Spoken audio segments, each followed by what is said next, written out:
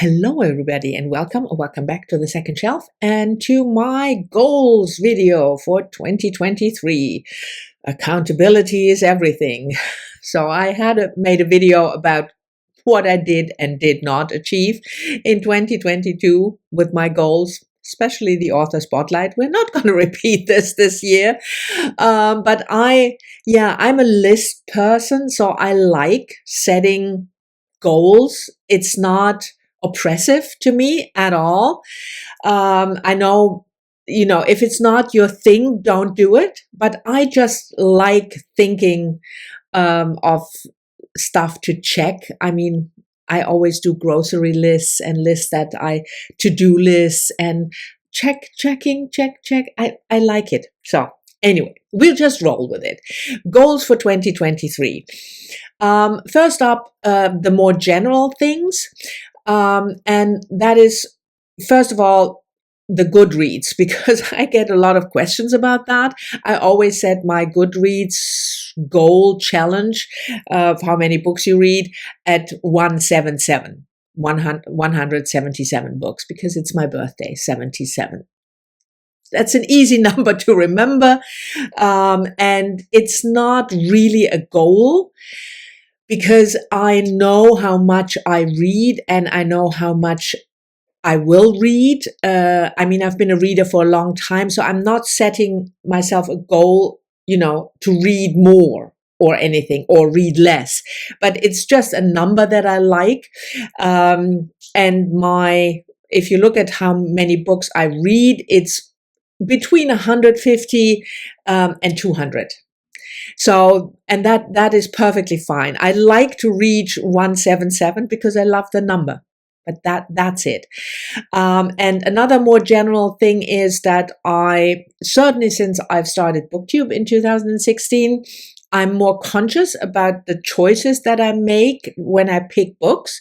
So I look at the reading variety that I have in terms of where does the author come from, which country, translated fiction, nonfiction, and translated nonfiction. So I'm a mood reader, yes, and I'm not forcing myself to read anything that I don't want to read, but I try to be conscious about my choices, if that makes sense. So a good number of nonfiction, that comes naturally. A good number of translated fiction. I have to do a little more effort to look at what do I want to read next, and when was the last translated work that I read. So I try to, pick something up if I realize this month I haven't read a translated fiction yet. So those are the more general thing. And from the authors, I also try to, not be too Western focused, even though I know most of the authors that I will read in 2023 will probably come from the US. But still, I'm trying to broaden my horizon, also including, authors from non-Western countries. I will come to that with one of my goals. And of course, also person of color authors.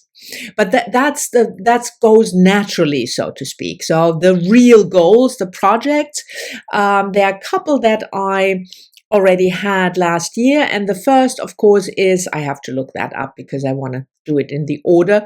The first is the 1001 books by women that I have to read before I die. That project is ongoing. It will take me probably another 10 years if I don't abandon it. So I will go on picking 5-6 books from that list. I leave a link to my Goodreads shelf in the description, so you can check that out if you are interested. And each month I'll pick a couple, and then I'll try to read 60, hopefully more books. I'm aiming for 80 books of the list each year. The author spotlight, I talked about that. 2022 didn't work with the author spotlight, so I'm not going to do that again.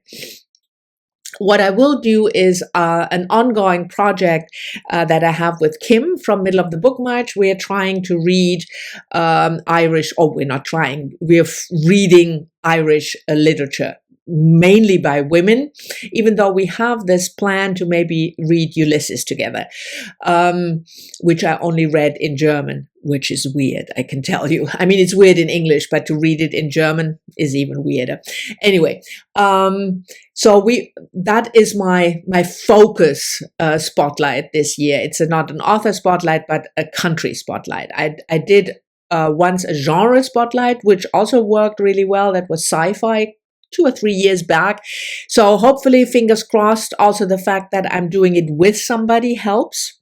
I think the author spotlight with Louise Erdrich that I did a couple of years back worked because I did it with Terry, who returned to Booktube, by the way. Yeah, 2023 is going to be a good year. But the Irish literature, I think that will work together with Kim. And I'm not setting myself a goal like 20 books or something. It's just, maybe a book a month. We'll see. I think a book a month as an average would be a good goal. Let me see. Then the next thing, I'm again judging the Booktubeprize. I registered as a judge, and I had told Robert that I'm doing fiction and nonfiction, so I haven't decided yet where my focus will be. Last year I judged fiction almost exclusively, and the year before I switched. So we'll see. We'll see how that works. But I'm hoping to judge every round if he can, fit me in. I will also still participate in the Book Naturalist Book Club. I talked about that in my 2022 recap.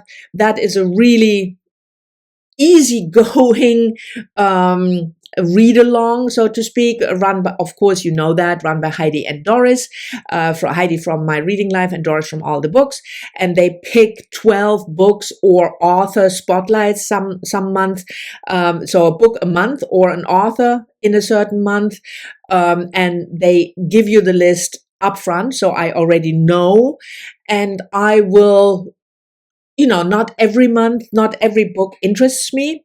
But I would say that, I hope that I will do at least, 10 books or something from that list, because it was really, I discovered so many wonderful books last year. Then let me see here. Yes, I already mentioned that, I think, in my recap, that I will do the Women's Prize for Fiction again, which means I'm not doing the prize, but I'm committed to reading the long list. One little caveat is if the long list, if I look at it and it really makes me irk, which sometimes happens, some years also with the Booker, that I'm not going to read for sure, so sorry, I'm not going to read the long list of the Booker, nor the international, nor the English Booker. But if I feel that the long list is really not interesting me, or too many books on the long list are not interesting me, I will skip it and only read the short list. But last year it was a good experience, even though it's quite a commitment, because it's 16 books, and the long list is published on the 7th of March, and then the short list is end of April. So it's just a little under 2 months to read the whole long list before the short list is announced. So we'll see, but at least I'm planning on doing that. And I think, let me check my list. Yes, that is those are the projects that are ongoing. So the project that I already did last year and will continue doing this year. And I also have a couple of new projects. One that I mentioned a couple of times last year that I'm planning on doing or thinking about doing, and that is a project that I call Global South. Not only do I want to focus on authors or want to, do an conscious effort to discover authors from non-Western countries or translated fiction, but I want to put more focus on what we call the global South, so countries like the Caribbean, South America. I include Mexico, even though some people don't include Mexico in the global South, Africa, some Asian countries, not Australia. You can, if you Google Global South, you can find the list. And I think it's more than 50 countries, 77 countries or something. So it's quite a lot. You can't just, do all those countries in a year. So I want to consciously think about reading authors from the Global South. But to start with, I don't know for how long, maybe for the first 3 months or so, we'll see. But to start, maybe for half a year. But to start with, I want to put an extra focus, so to speak, on the Caribbean and Iran. So that is a way to, get this project a little bit more manageable, that I know I will be looking for authors from Iran and from the Caribbean. So it's one there, so to speak. So that is a new project. And then I saw a lot of videos last year, especially in the second half when we're going through Victober is coming up, classics, the 10 classics you have to read, or the 10 classics I recommend. And even though I really like those videos, I also saw that they are quite repetitive in the sense that it's the usual suspects, of classics. That means 80% white and 80% male authors. So you have your typical, Edith Wharton, if she's, if it's more the modern classic, or you have your Jane Austen and you have your George Eliot. But then you get the Victor Hugo and all the typical, and there's nothing wrong with it, but it doesn't interest me to reread those books. I spent most of my youthful years of reading with those authors. And of course, if you fancy rereading, if you love them, go right ahead. But for me, reading is also discovering new stuff. So I came up with my own list for this year of 12 classics that I want to read, one each month. And I'm not going to tell you the 12 now, because I want to make a separate video. But that is another project, pick 12 classics each year. If I like the project, I will continue next year, and then read one on average each month. So that is the second new project. And the third is that I also looked at the books that I read last year, and then the publishers. Like I told you in my recap video, the majority of books, it was more than 50%, were from US, UK, Canada, Australia. And a lot of the books came from the big publishers, which, again, nothing wrong with it. They publish great books, not only, but they also publish great books. But again, I want to be more conscious about my choices. And I looked at, because this channel is devoted to female authors, I looked especially at Virago Press. Yes, I read A Bite of the Apple last year, which is a memoir about Virago, and the Feminist Press, and to a lesser extent, other just independent presses, indies, because I feel it's also good to support those. And when I looked at the backlist from Virago and Feminist Press, they have just a lot of really interesting books that I want to explore and want to read. So the third project is that I devote some time and conscious effort on reading books from Virago Press and the Feminist Press. And in addition, maybe, look more into indie presses in general. So that is the is it the third? Favorite presses, I called it. Yes. And then the Readathons, I said that in the recap video. I suck at Readathons, so I will just stick with the 2 Readathons that are always successful for me, and that's Victober and Nonfiction November. And I love watching, if there is the Caribathon and Pride in June, but I know it's not working for me. It's just I'm not good at it. So I will stick with Victober and Nonfiction November. And for my own challenge, I will do the 30 books in 30-day challenge, probably again in August, after, the big book presents come in for my birthday, or not only big books, but, the big stack of books. And that is it. Oh yeah. And the last thing is the first book of the year. I don't read much graphic novels, graphic nonfiction, graphic memoirs. So what I do, I started a couple of years back. I always pick a graphic novel, memoir, nonfiction as the first book of the year. So that and oftentimes, like last year, I think I only read one other graphic, but then I have at least one. And it's a good way for me to start the year. It's something easy to accomplish in terms of, finding something in December. I just look.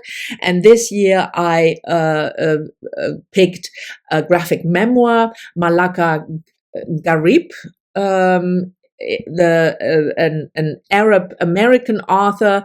It Won't Always Be Like This, and it was published in 2022. I read this already, of course, because it's the 7th. It's Sunday now. What is it? The 8th. So I read it already, but I always pick this, as a start into the new year. It works for me.